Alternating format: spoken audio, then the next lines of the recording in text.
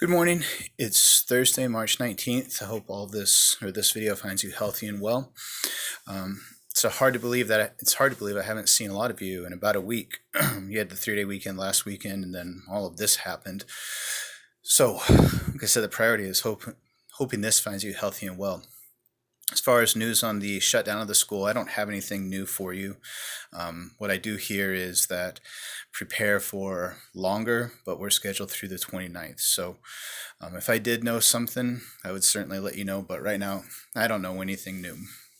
So what I'm trying to do is be as transparent with you as I possibly can, and I know there's some frustration on the part of the Odyssey-based short stories. So that's what I'm going to talk to you about for the next few minutes. When we left class on Thursday, we were watching O Brother, Where Art Thou? And O Brother, Where Art Thou was based on the Odyssey. And so what I was hoping to have you do is write a short story similar to the format, not to O Brother, Where Art Thou, but to the format of it. So first things first, if you are able to download O Brother, Where Art Thou, or borrow it from a friend, or rent it on Netflix, that would be my suggestion. However, it's not necessary to do that. If you have this packet, which is found in Google Classroom, you can kind of follow along with what I'm going to talk to you about.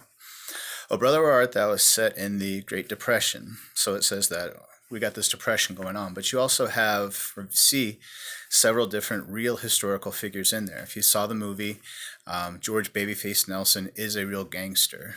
The Tennessee Valley Authority that's going to flood the valley is a real corporation that created a lot of jobs during the Depression.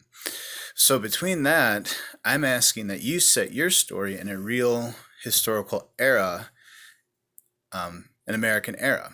So that's what I meant yesterday, is find something that interests you. Find a piece of American history that interests you, and what are 3 specific references to that time frame, be it a song, be it a movie. And if you check out the packet, there is an example of a story arc that has the historical examples and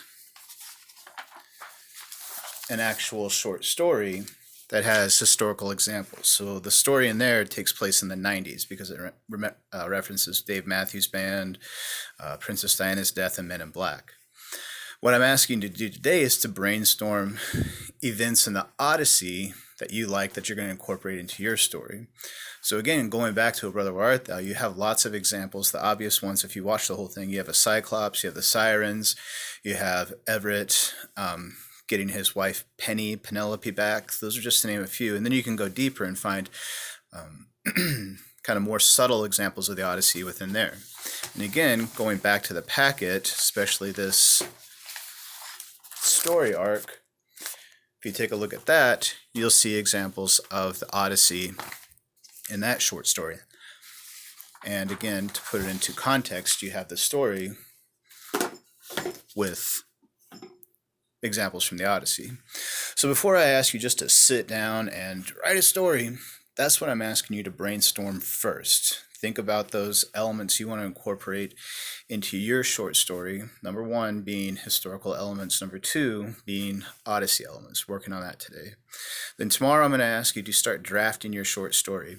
I know for some of you this is right up your alley and you can go for like 7 or 10 pages, but I'm asking for a 3-page max short story. There's lots of stuff I'm going to correct, so regardless if we were isolated or not, 3 pages is the max that I'm going to ask for. This process is not any different than what we've done before. I'm going to ask you to edit, share with somebody else on Monday. You'll submit it to turnitin.com on Tuesday, make those changes, excuse me, and then the final draft we'll be due on Wednesday. Then we'll get into Les Miserables.